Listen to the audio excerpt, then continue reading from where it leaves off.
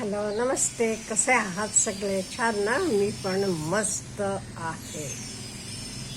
आज मला आपल्याकडनं उत्तर पाहिजे एका छोटेसे प्रश्नाला. आज तो प्रश्न सगळीकडे गाजतोय. प्रश्न म्हणजे मुलांनी केलेले कृत्यांसाठी किंवा जे काही मुलं करतात त्याला पालकांना जबाबदार धरायचं का? आपण कित्येक वेळा बघतो मूल कसंही वेडेवाकडं आईवडिलांचं लक्ष नाही, आईचं लक्ष नाही, असं बोललं जाते प्रत्येक गोष्टीवर. मग जे काही मुलं करतात त्याला पालक जबाबदार आहेत का, किंवा आपण त्यांना जबाबदार धरायचं का? हे आत्ता का डिस्कशनला आले टॉपिक म्हणजे आपण बघितले नुकतंच केतनचं इन्सिडेंट चाललेला आहे.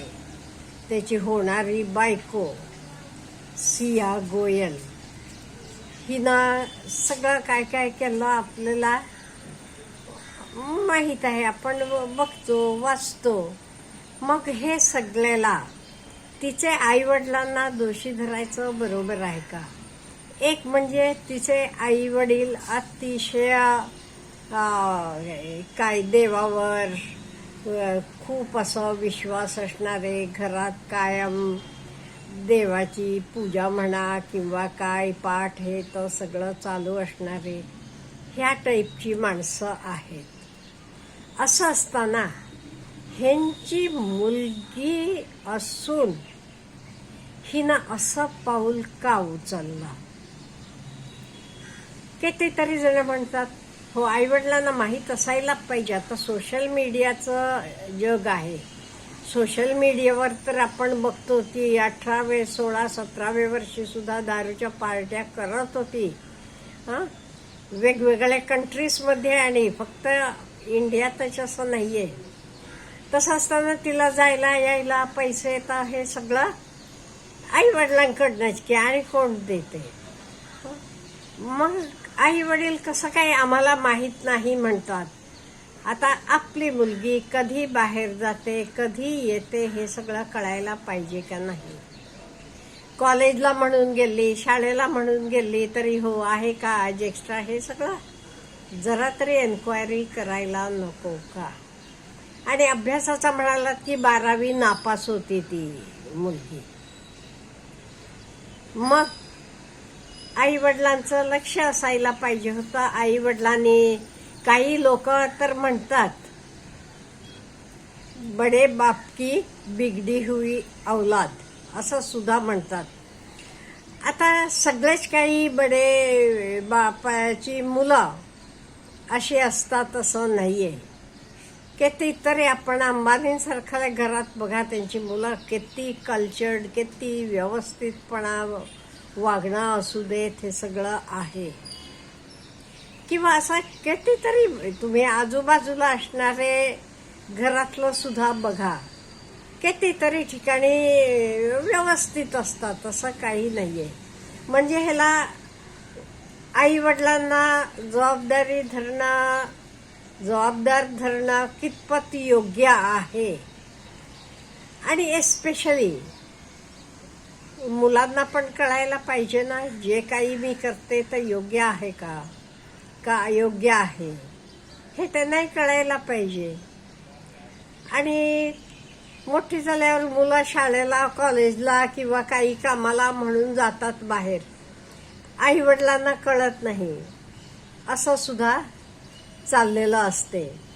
किंवा आपण मुलावर विश्वासानं त्यांना बाहेर ठेवतो, मोठ्या शहरातनं, पुण्यासारख्या ठिकाणी वगैरे शिक्षणासाठी म्हणा, नोकरीसाठी ठेवतो. ती कसं वागतात हे आई वडिलांना कसं कळणार हो? आता गरीब काही शेतकरी, आता इथे सोडा तुम्ही, गोयल परिवार, श्रीमंत परिवार पुण्यातच होते, पण नाही ते काही मुलं आपण बघतो पुण्याला वगैरे असतात, परीक्षेची तयारी, MPSCची तयारी, अमुक तमुक म्हणतात. आई वडील कष्ट करून पैसे पाठवत असतात आणि तिथे मुलं काय करतात हे बघितलं आपण, बरेच लोकांनी बघितले.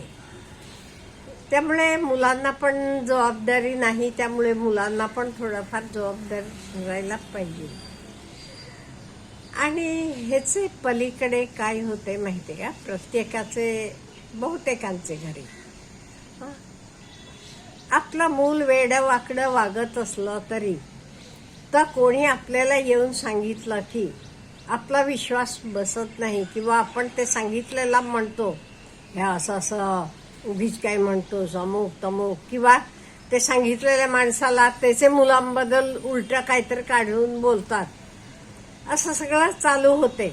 त्यामुळे हल्ली तरी कोणी कोणाला सांगायला जात नाही.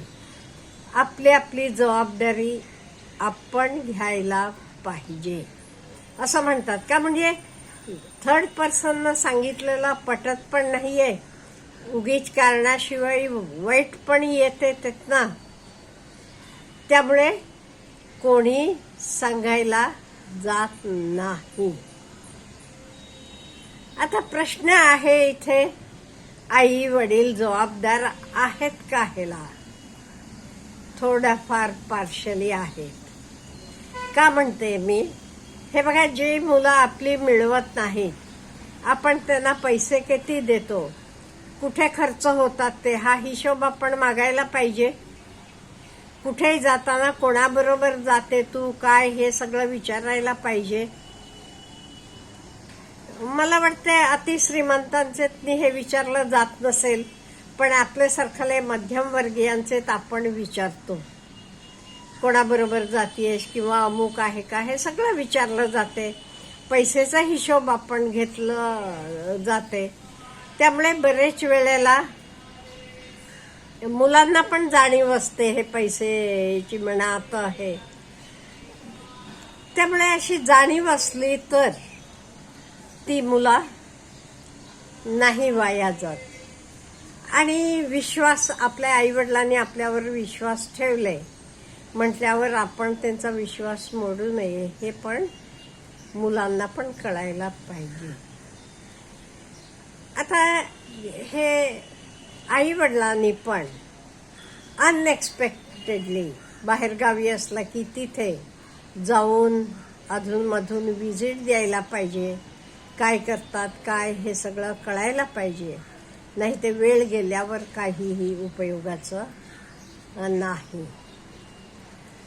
त्यामुळे कम्प्लिटली काही आपण आई वडिलांना जबाबदार धरू शकत नाही का, म्हणजे कुठल्याही आई वडिलांना आपली मुलं खराब व्हायला पाहिजे असं वाटत नाहीये.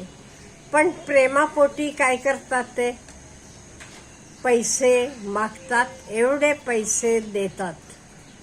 तर मग फॉरेन ट्रिप असेल, काही असेल.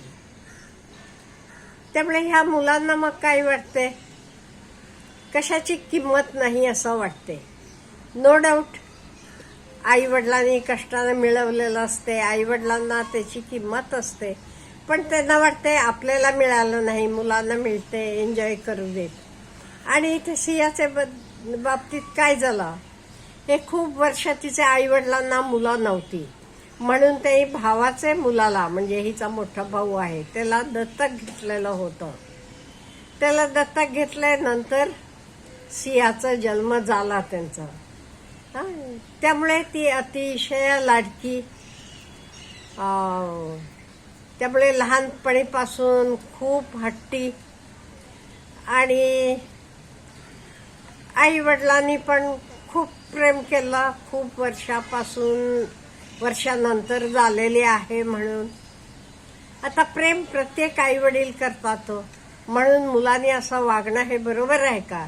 त्यामुळे मुलांनी पण विचार करायला पाहिजे, आपण वागताना कुठेही आपले आई वडिलांना मान खाली घालता कामा नये. त्यांना अशी वेळ आणायची नाही ते मान खाली घालावी, किंवा त्यांचे डोळ्यातनं पाणी यावं असं आपण वागू नये. हे मुलांनी पण जरा लक्षात ठेवायला पाहिजे. म्हणजे कम्प्लिटली आपण पालकांना जबाबदार धरू शकत नाहीये, मुलं पण जबाबदार आहेत, पण थोडंफार पालकांनी पण काळजी घ्यायला पाहिजे असं मला वाटते. आपल्याला काय वाटते ह्याच्याबद्दल प्लीज मला कळवा. Have a good day.